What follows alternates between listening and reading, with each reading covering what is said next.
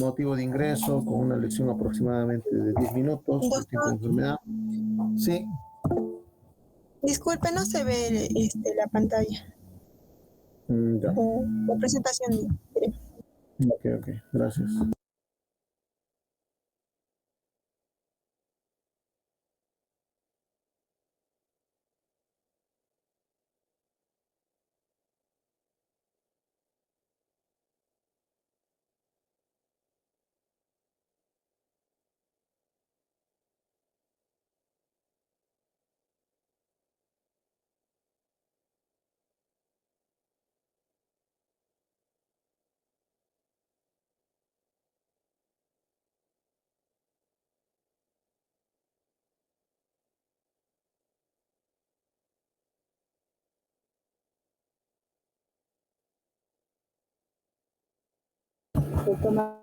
Ahora sí se ve, ¿no?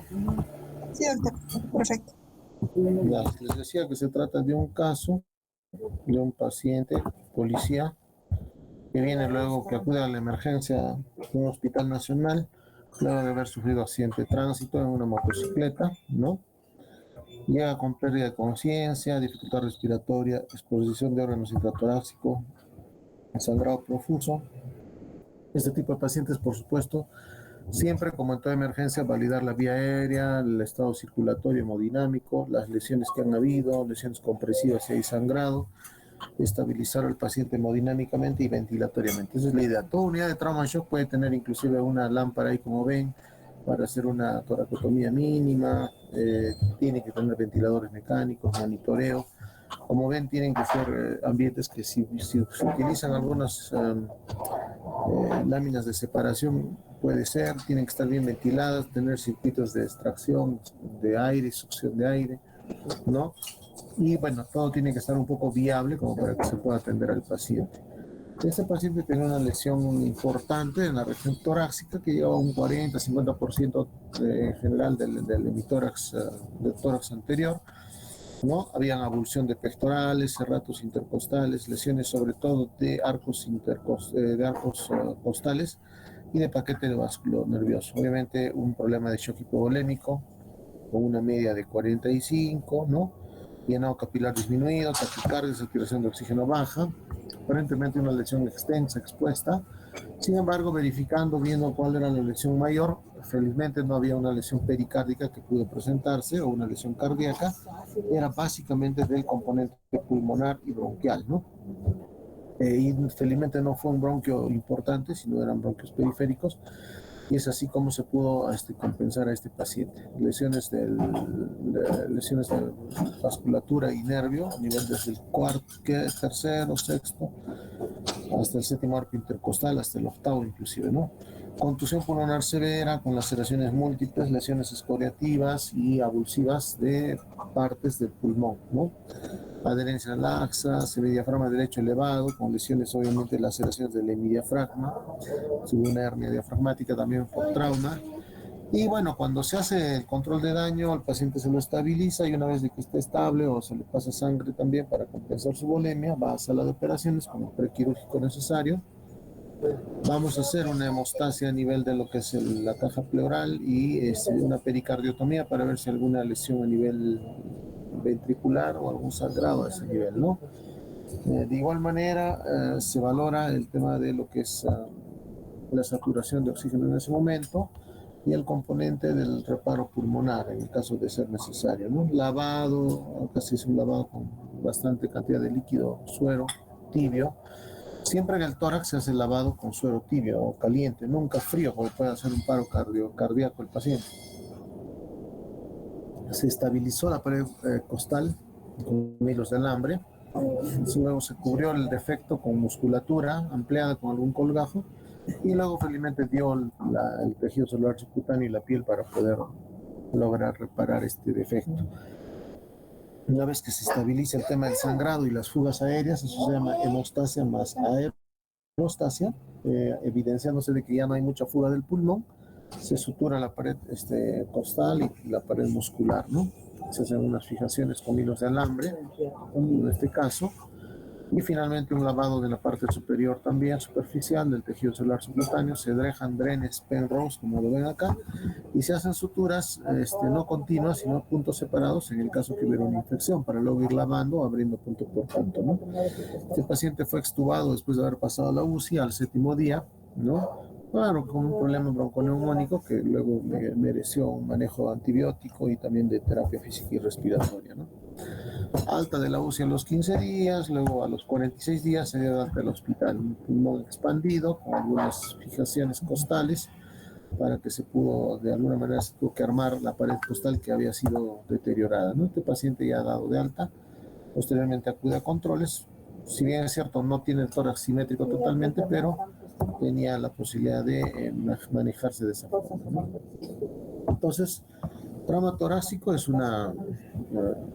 como le decía, un tópico muy frecuente en nuestra especialidad y que se tiene que manejar, sobre todo el tema de no hacer fluidoterapia excesiva para que no sea congestión pulmonar, tener en cuenta el hecho de que no haga una contusión pulmonar hasta las 72 horas, hemotoras, neumotoras, tomar en cuenta, o derrames pericárdicos, taponamientos pericárdicos, y tomar en cuenta también las lesiones secundarias que puedan darse, como la disfunción aórtica o las lesiones en diafragma o esófago, ¿no?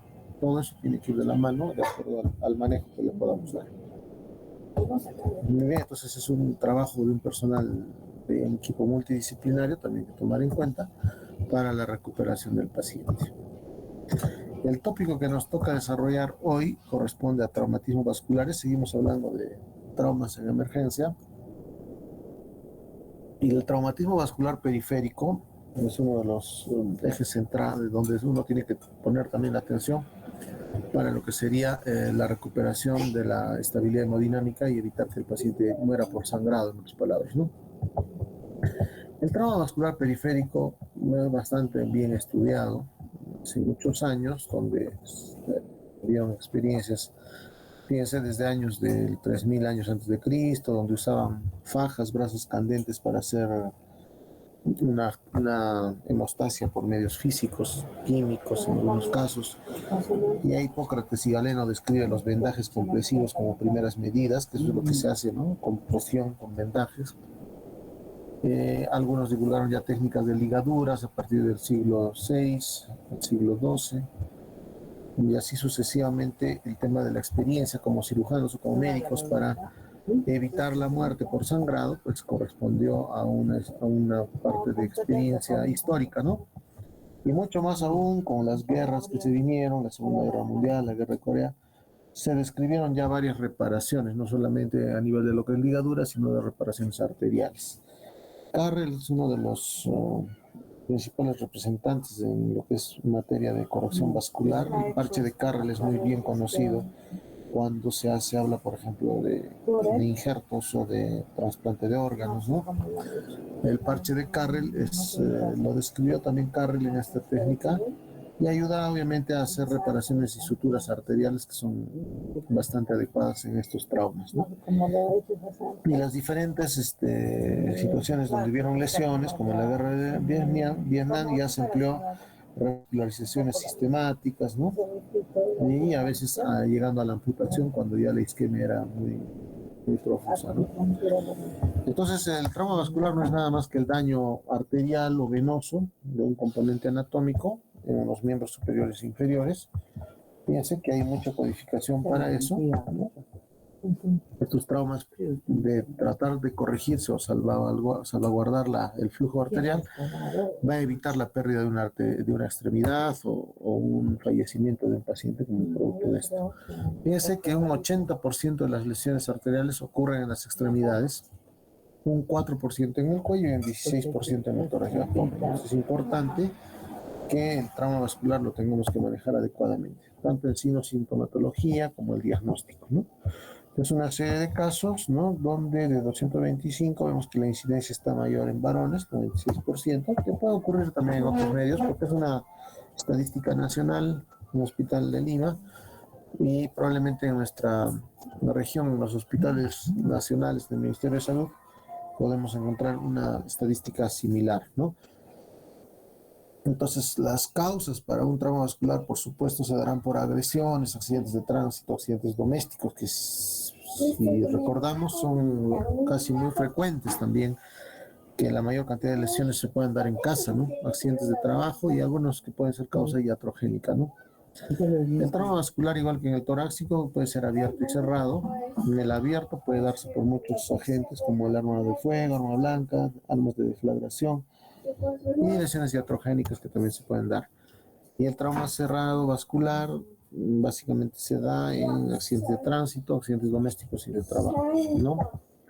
De acuerdo al objeto del agresor, vemos que en esa serie de casos imperó el tema de lesiones por arma blanca, arma de fuego, luego los accidentes automovilísticos o algunas herramientas, material de trabajo y luego iatrogénicas que son en un menor porcentaje. En trauma vascular lo importante es tener que valorar las zonas donde pasan los paquetes vasculares arteriovenosos, ¿no? En la región inguinal, en la región axilar, en la región media interna del muslo, en la región ya suprainguinal, donde puede haber lesiones a nivel de la arteria femoral común. Todo eso tenemos que valorar, si hay hinchazón, si hay edema, si hay flujo, si hay soplo, si hay sangrado, si hay aumento de volumen, etc. Todas esas características podrían representar de que se está tratando de una lesión arterial no controlable, ¿no?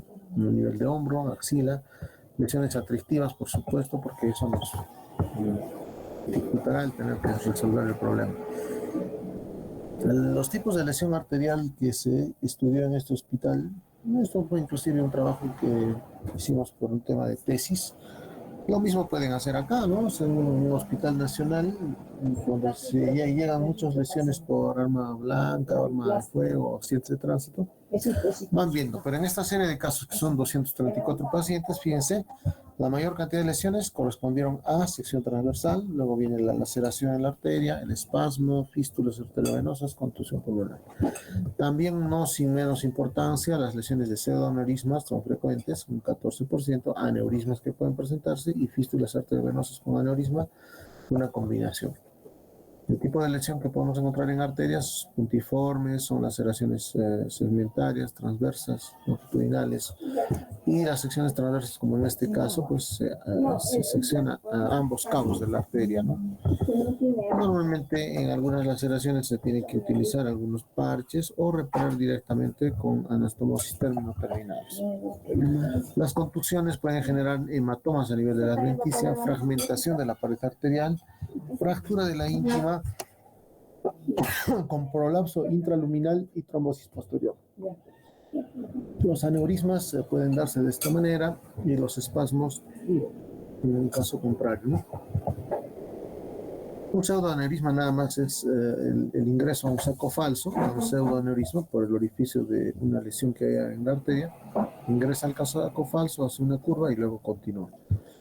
Y la fístula arteriovenosa no es nada más que la comunicación entre arteria y vena. Ambos van a dar clínicas, sí, como en estos casos, un edema, aumento de volumen, etcétera, pero el detalle lo veremos en otros cuadros.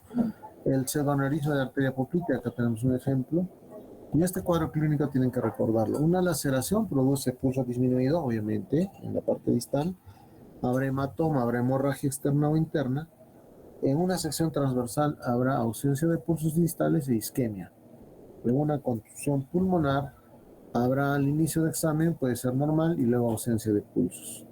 En un pseudoaneurisma, lo que vamos a encontrar al inicio del examen, que está normal, hay normalidad. Luego de varias horas o semanas, hasta meses, podemos encontrar presencia de frémito o soplo en un tiempo, un pseudoaneurisma. Y en una fístula arteriovenosa es igual que en el pseudoaneurisma, solo que el soplo se va a dar en 2 tiempos, ¿no?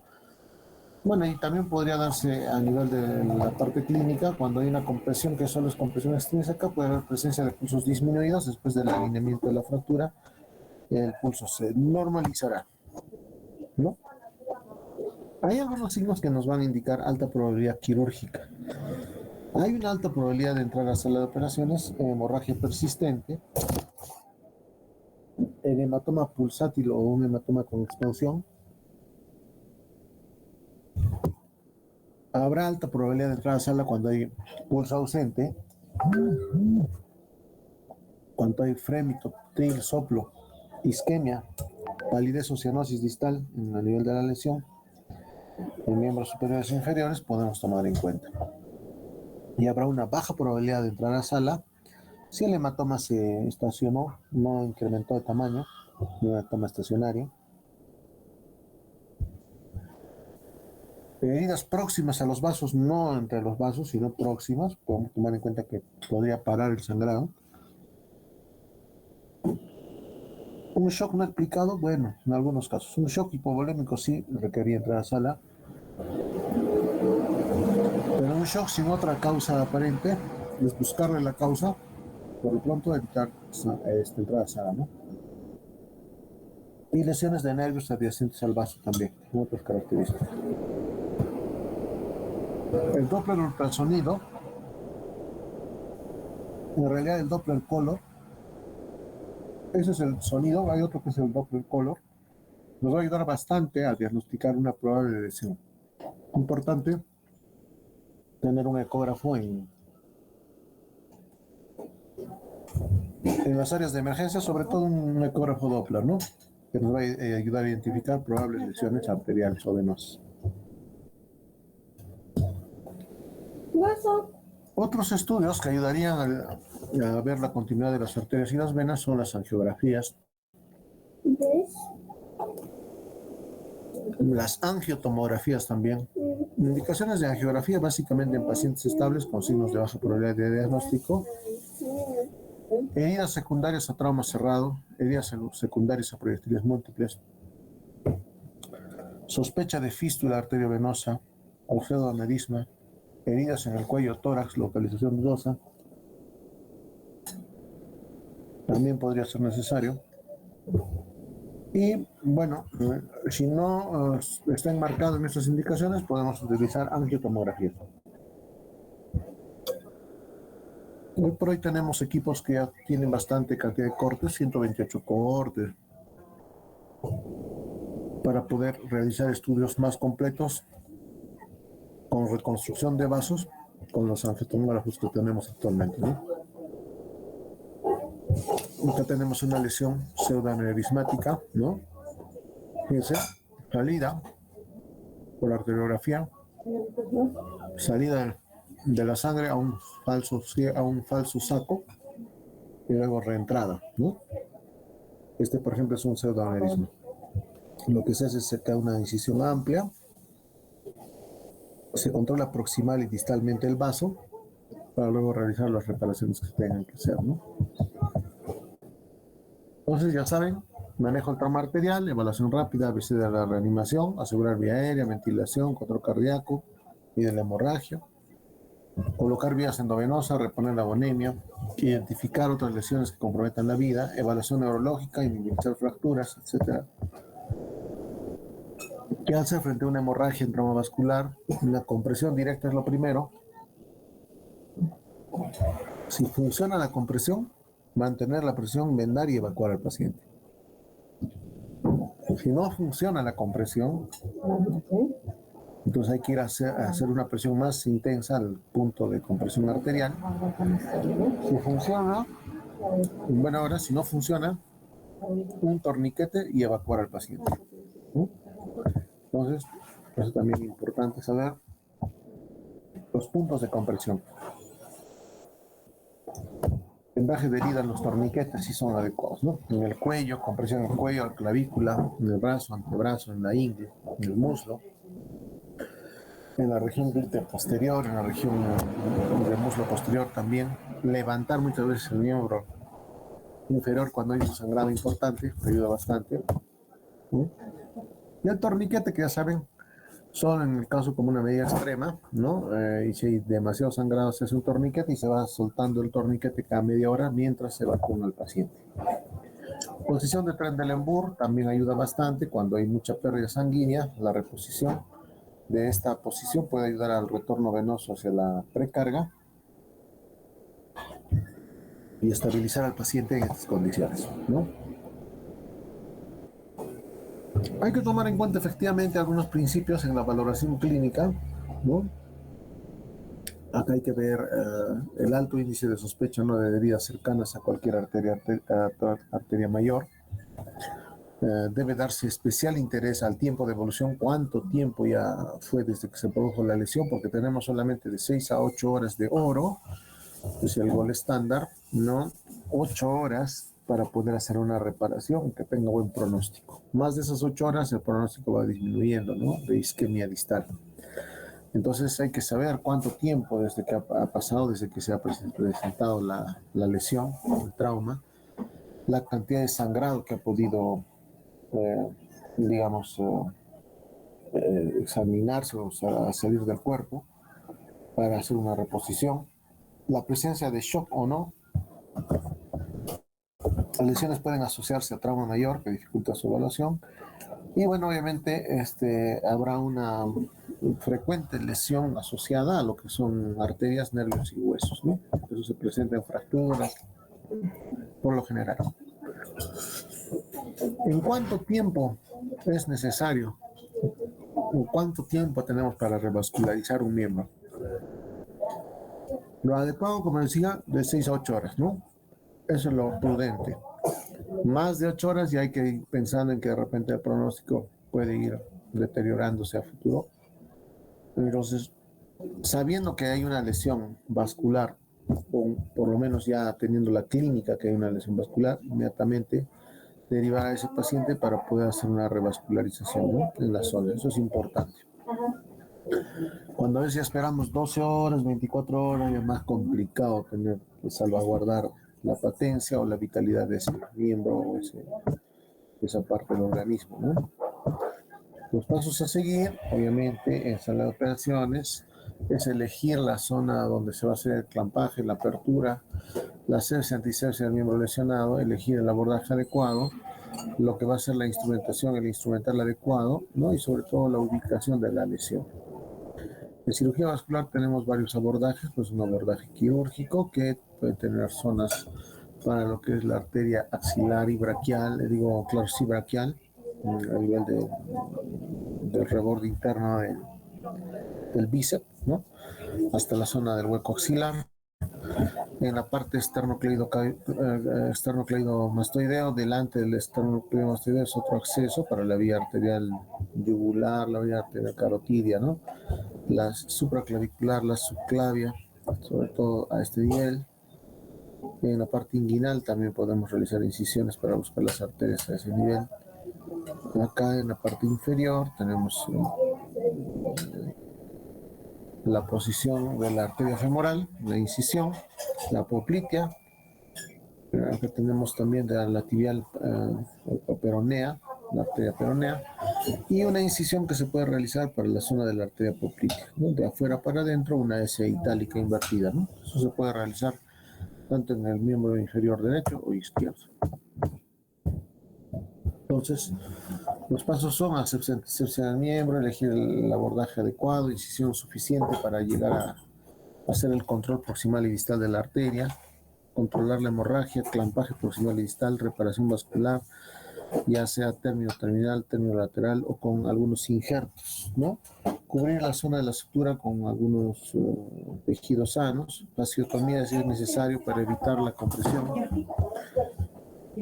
Aquí vemos la serie de casos donde la mayor cantidad de trauma fue dado en la arteria femoral, luego viene el humeral y la poplitea, ¿no? Y bueno, se pueden hacer clampajes proximal y distal para hacer sutura primaria, como en este caso, puntos contiguos, una sutura de polipropilene o prolene, ¿no? Si son bordes irregulares, se tiene que alinear los bordes y luego hacer una anastomosis término-terminal, ¿no? Igual con suturas no reabsorbibles. Tenemos una laceración arterial donde se va a tener que seccionar esta lesión para hacer la sutura y la anastomosis término-terminal. Acá hay un hematoma de pared que muchas veces se drena y en la mayoría de casos se hace una tromboembolectomía para retirar básicamente los componentes de coágulo que puede existir en la arteria, ¿no? Es un lavado de la parte anterior, posterior y distal y proximal.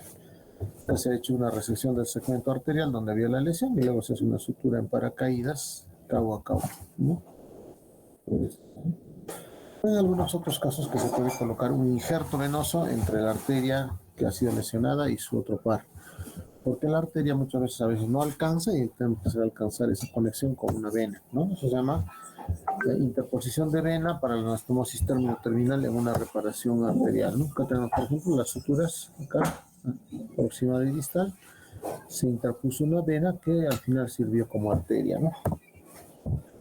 Entonces, ¿qué tipo de operaciones son las más frecuentes que realizamos en trauma vascular? Anastomosis terminales, ligaduras, injertos, rafías, tromboembolectomías son procedimientos adicionales, fasciotomías también. Todo eso se puede realizar en este tipo de lesiones traumáticas. Luego tenemos, si vamos a ver el trauma vascular, qué lesiones están asociadas a un trauma arterial. Puede haber una lesión venosa a la par, síndrome compartimental, fracturas o luxaciones, necrosis muscular, infección de lesiones de nervio y otros, ¿no? No es que solamente se lesiona la arteria, también puede ir la vena, el nervio, el músculo, el hueso. Hay que tener todo ese contexto, ¿no? En el manejo postoperatorio, siempre vigilar la permeabilidad de la arteria reparada. Se supone que el paciente va a salir con una anticoagulación, va a estar heparinizado, va a haber un antiagregante plaquetario, si es arteria. Después continuar la antibiótico terapia que se tiene que dar por lo menos hasta las 2 semanas.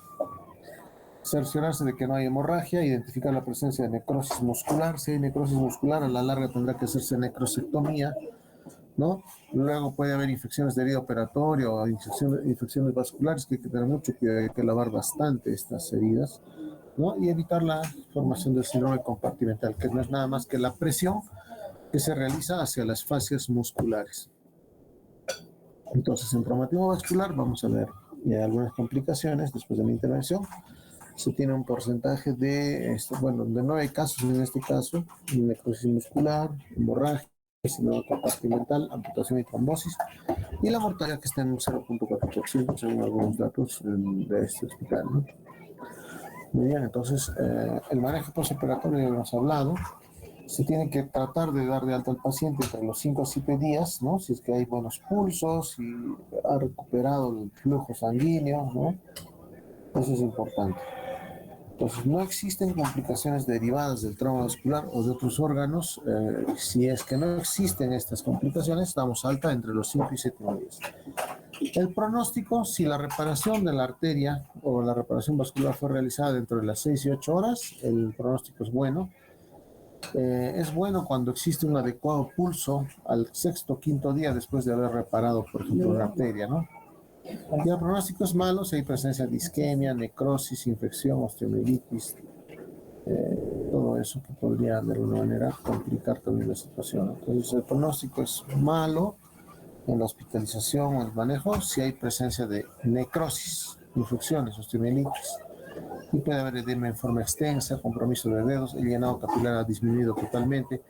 Todo eso es un pronóstico, datos de que podría existir un pronóstico malo. El síndrome compartimental no es nada más que evitar esto, ¿no? Un exceso de presión dentro de los compartimentos aponeuróticos musculares y luego hay isquemia. Eso es lo que se evita en un síndrome compartimental. Esa hipertensión producida al interior de los compartimentos puede generar lesiones micronerviosas, microvasculares, insuficiencia circulatoria, dolor, y el paciente puede acabar con lesiones isquémicas. Cuando hay una síndrome compartimental, tenemos que abrir el compartimento que esté con mucha presión, abrir la aponeurosis, eso se llama fasciotomía. Y eso descomprime el músculo y luego que en el momento que puede estar necrosándose, lo que hace es más bien volver al estado normal. Como ven, este músculo que está ya bastante rojito para luego hacer el cierre con los días, ¿no? Entonces, también después de que haya necrosis, una lesión mayor, la amputación primaria está indicada en lesiones simultáneas masivas irreparables, o sea, con múltiples estructuras lesionadas, como piel, nervios, vasos, huesos, músculos, etcétera, ¿no? La anestesia obviamente tiene que ser una anestesia completa de la extremidad, regional, ¿no? Y eso también tomarlo en cuenta para el momento de la intervención o la amputación, ¿no? La amputación o la decisión sobre la amputación siempre debe de ser hecho por un manejo multidisciplinario, una junta médica, y decimos que se amputa, ¿no? Entonces, finalmente el tema de una amputación de miembro inferior o superior va a depender del tiempo de isquemia que se ha tenido en este caso, ¿no? Entonces, vamos a pasar un videito donde se realiza una reparación de arteria y vena a nivel de la arteria poplitea. Veamos.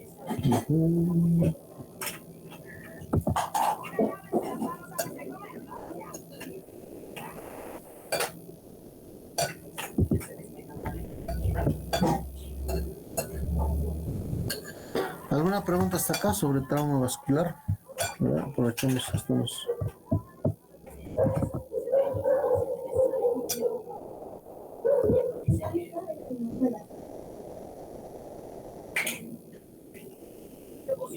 Doctor, Adelante. doctor, entonces dentro de trombo vascular cerrado vamos a considerar el aneurisma y la fístula arteriovenosa.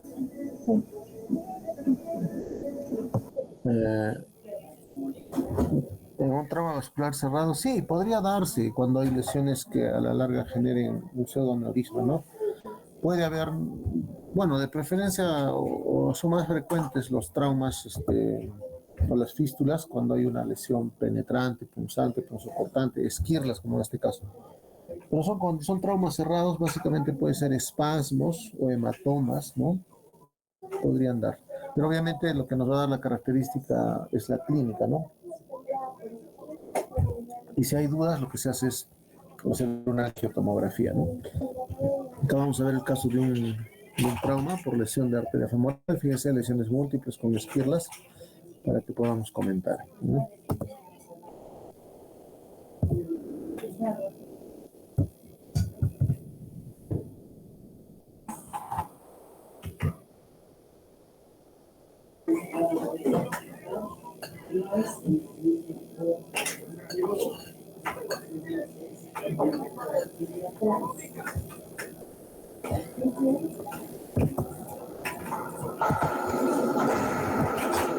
Si el paciente llega a esas condiciones, se hace la placa radiográfica, una lesión abulsiva, ¿no?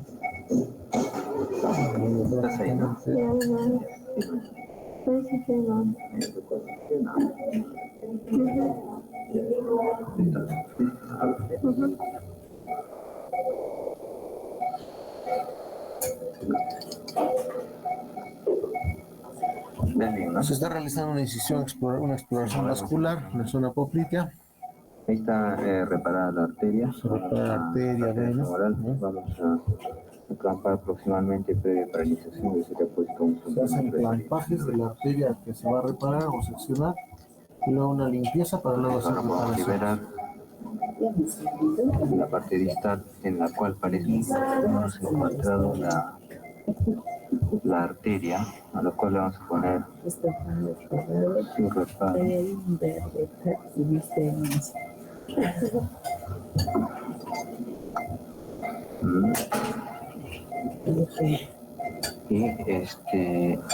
vamos a ver cuán lesionada está la arteria. Está hecho toda la vena arteria, todo.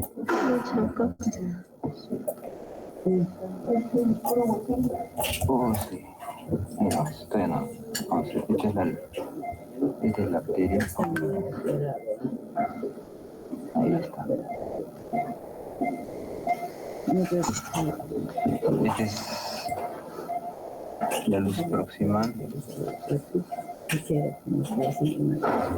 la luz distal. Y ya está. Esta es la vena, donde la zona quemada por la macro es todo esto. De aquí, que es el cabo, hasta acá. Ahora vamos a liberar esto de acá. Corte. Ya no está pasando la tesita. No, esto es. Es la arteria, está cortada. Corta. Corta. Ya. Esta es la vena que está toda lesionada. Vamos a cortar aquí. Esta es la luz de la vena. Vean la fructuosidad de la lesión. Clampamos nuestra vena, velocidad de reparo anatómico. Esta es la vena donde la zona quemada por el arma de fuego es todo esto. De aquí, que es el cabo, hasta acá. Ahora vamos a liberar esto de acá. Acá. Ya. Esta es la vena que está toda lesionada. Se secciona vena, arteria, se tiene que tener un borde simétrico como para poder hacer la reparación, ¿no? O en este caso van a interponer venas safena. Se saca la vena del otro lado para poder hacer la anastomosis y reparar tanto arteria como vena. Ahora vamos a clampar la vena. Tiene que se corre con mucha facilidad. Lo cortamos a cortar la arteria.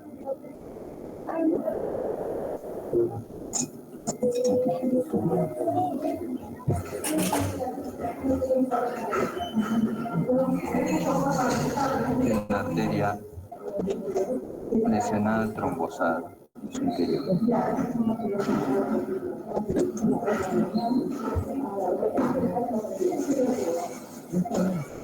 Listo. Ya, nos acercamos de aquí, ¿no?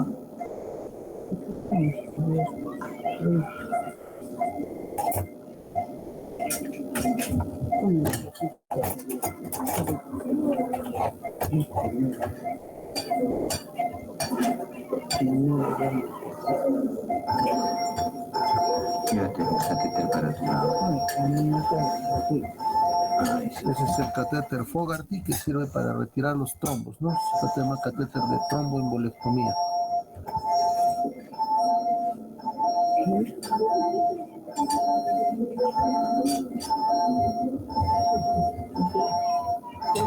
Saca unos coágulos pequeños, pero al fin coágulos. Ahí.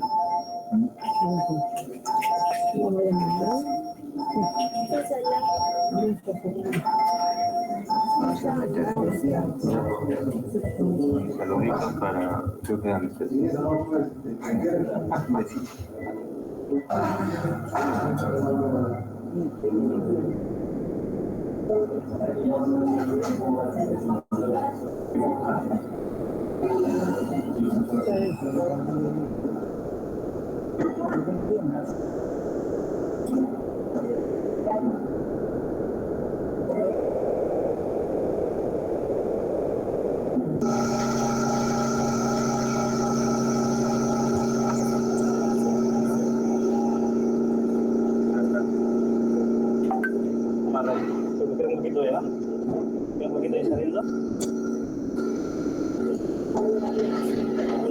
Entonces, ahí se está interponiendo la vena safena para hacer un anastomosis término terminal.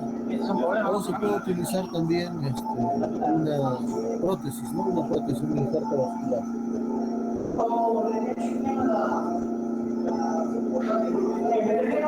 Se abricela un poco y esas estructuras confirman paracaídas.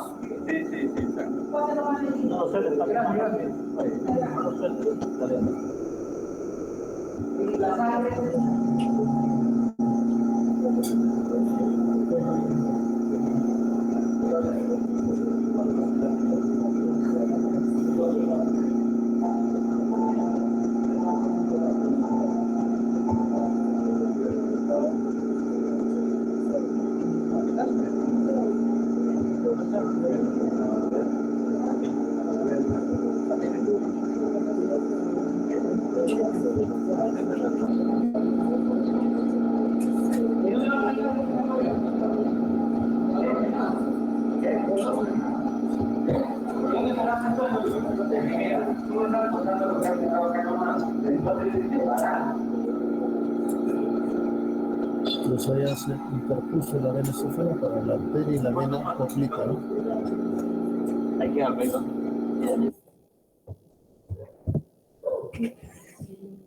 Muy bien, eso es. Bueno, y así pueden hacer diversas reparaciones, ¿no? Con venas, safena, con injertos, suturas directas, términos terminales, términos laterales. Y bueno, la idea es hacer un stop al sangrado, ¿no? Y que el componente hipodinamico se pueda mantener adecuadamente, ¿no? Entonces, eso es lo referente a trauma vascular. Acá tenemos alguna pregunta quizás de este tópico, por parte de la sala.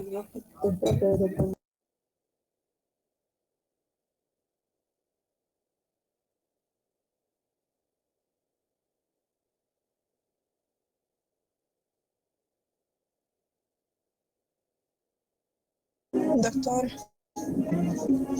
¿Hay preguntas? doctor, en una anastomosis arteriovenosa, la vena que se toma en consideración para hacer esta anastomosis es la que se encuentra más cercana o cómo se toma la decisión. Claro, es de acuerdo a la distancia, el tamaño, el calibre, ¿no? Si hay lesiones, por supuesto, proximales, hay que tomar más en cuenta el daño en la parte proximal, ¿no? Si son ramas, a veces solamente se liga, ¿no? A veces, por ejemplo, tenemos lesiones de arteria radial y cubital. Si es que tiene muy dificultoso el acceso para la vía radial, se liga la arteria radial y la que sí se anastomosa es la cubital, ¿no? Puede darse. Y como le digo, si les alcanza la sutura para hacer término terminal, se le hace ahí mismo. Si no, se tiene que hacer con una interposición de un injerto venoso o un injerto autólogo, ¿no? Eso se puede hacer posteriormente, pero obviamente tener que solucionar primero lo primario, ¿no? El sangrado que se pueda ligar y luego anastomosar o revascularizar uno de los miembros inferiores o superiores.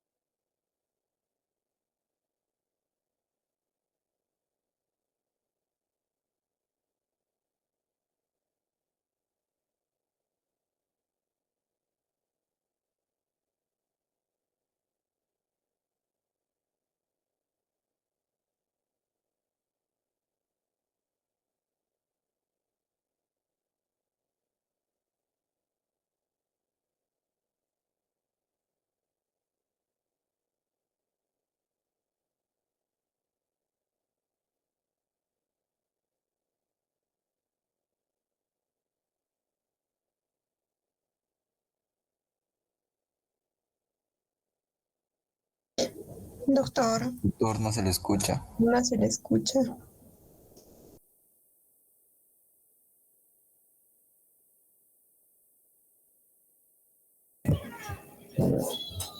Decíamos que en el injerto venoso lo más que hay que tomar en cuenta es la inversión, ¿no?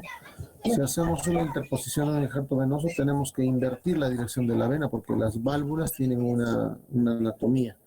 Para evitar esa obstrucción por las válvulas, se invierte la vena y recién se hace la anastomosis también. Por eso que se hace una interposición de vena, pero invertida. Esa es la idea clara de esto.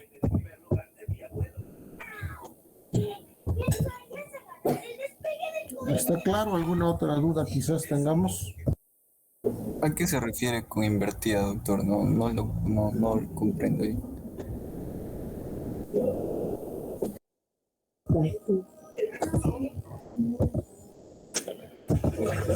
A ver. Si ves esta vena, la que tienes acá, la azul, ¿la logras ver? Sí, doctor. Ya. ¿Qué posición tienen las válvulas?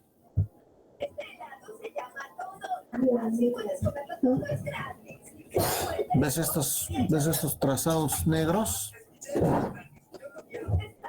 Sí, así es. Ya, esas son las válvulas, es la orientación de la válvula. Si tú ves un tema venoso, a ver, parece que no han llevado anatomía, pero vamos a explicar, a ver un poquito acá. ¿A qué se refiere la válvula invertida?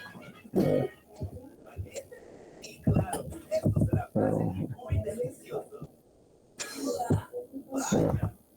¿Ves aquí? Sí, doctor, sí se ve. ¿Logras ver? Sí, doctor. ¿Qué orientación tienen las válvulas venosas? Coaptan de esta forma, ¿no? Tienen como una especie de concavidad, ¿no? La concavidad está en contra del flujo venoso. Quiere decir que la sangre va a ir de abajo para arriba o de arriba para abajo. ¿Cómo es en una vena? De abajo para arriba, doctor. De abajo para arriba. La sangre va a ir de abajo para arriba. Entonces, cuando va de abajo para arriba, se abren las válvulas, ¿correcto? Sí, doctor. Ya. Para que no regrese esa sangre a la parte inferior, ¿qué pasa con las válvulas? Se cierran por el mismo reflujo de la sangre. Muy bien. Entonces, si tú vas a poner una vena hacia un flujo arterial, ¿en qué posición vas a poner la vena? ¿Una posición que vaya a favor de las válvulas o en contra de las válvulas?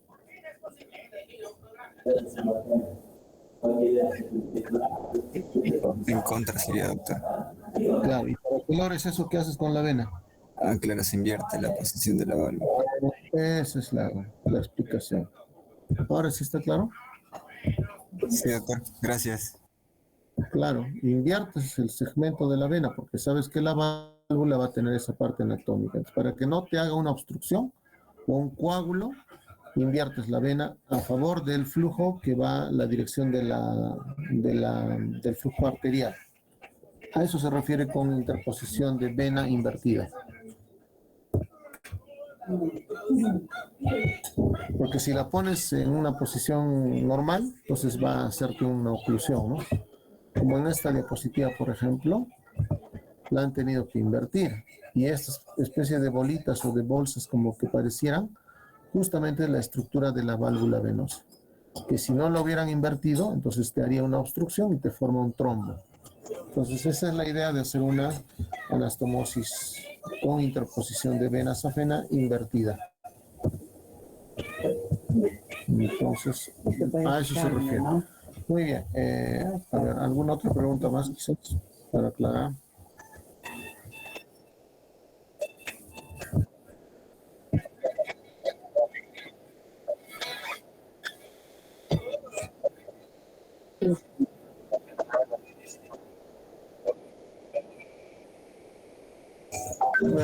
Sí, se puede hacer un Doppler, se puede... Acá, por ejemplo, mira, ¿dónde está? Hemos hablado del pronóstico, ¿no? Que, por ejemplo, a este paciente le das de alta en mejores condiciones cuando, por ejemplo, no hay síndrome compartimental, ¿no? No hay ese síndrome compartimental. El paciente va a ir. Cuando el paciente tiene buenos pulsos al séptimo o quinto día después de la reparación, ¿no? Entonces, si la anastomosis fue realizada entre las 8 primeras horas luego del trauma, a mí es otro pronóstico. El seguimiento lo puedes hacer con un Doppler, de repente a las 24 horas, luego a los 15 días, al mes. También puedes hacer una angiotomografía, ¿no? Y también a la par tiene que ir la valoración clínica, ¿no? Y muchas veces la terapia de rehabilitación física también ayuda bastante al seguimiento y a la mejora luego de una reparación vascular, ¿no? Todos esos aspectos hay que tomar en cuenta en el seguimiento. Ya quedó la o sea, la función del miembro, ¿no? Y que no haya tejidos necróticos, que a veces ocurre, ¿no? Cuando te revascularizas, digamos, una pierna que ha sido cortada por una moladora y ha pasado más de 24 o 48 horas y se hace la reparación. Pese a la reparación o a la anastomosis o la revascularización, podría generar que alguno de los dedos, por ejemplo, se necrose, ¿no? Los siguientes días. Cuando hay tejido necrótico, entonces vamos haciendo necrosectomías, amputaciones, ¿no? O retiro de músculo necrótico. Hasta ver zona que solamente está ya irrigada con el flujo que le hemos dado, ¿no? Luego de la cirugía. Eso puede ocurrir también. Eso sí, ya movimiento. No. ¿Alguna pregunta más? Entonces las horas son importantes para el pronóstico, ¿no? Y obviamente el tipo de reparación que se haga. Cuando hay también injertos, así como se pone una vena, se puede poner un injerto un injerto protésico arterial, por ejemplo puede ser un PTF o de Dacron. Algunos injertos son medicados, otros no son medicados. Medicados quiere decir que tienen una sustancia anticoagulante para que no forme trombos. Porque también hay injertos que podrían formar trombos, ¿no? El seguimiento siempre es importante. Después de la intervención hay que darle al paciente enoxaparina o warfarina, ¿no? O Pradaxa, dabigatran, algún anticoagulante o aspirina para evitar que estas suturas lleguen en algún momento a generar trombos, ¿no? Entonces, el paciente tendrá que salir con algún anticoagulante, también con atorvastatina en el caso arterial, para evitar alguna lesión de la íntima que se puede dar a veces por ateromas, ¿no? Eso es importante que lo sepamos. Muy bien. ¿Alguna otra pregunta, jóvenes? ¿Está todo claro el trauma vascular?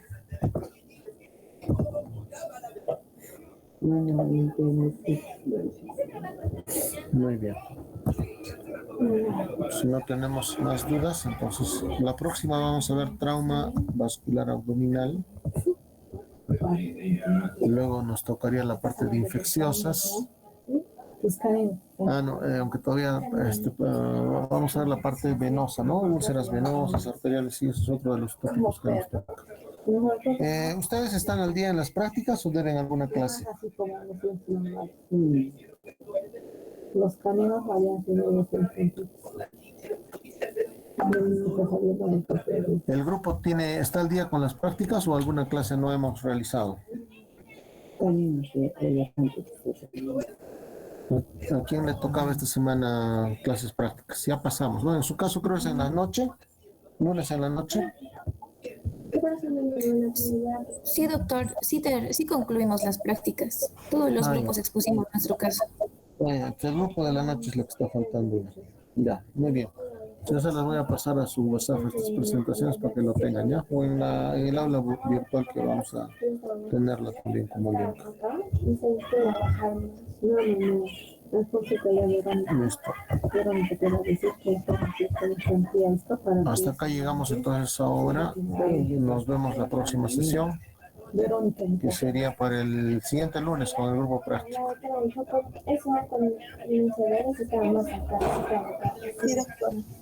Buenas tardes con todos. Gracias, doctor. Buenas tardes. Gracias. Gracias, doctor. Gracias, doctor. Gracias, doctor.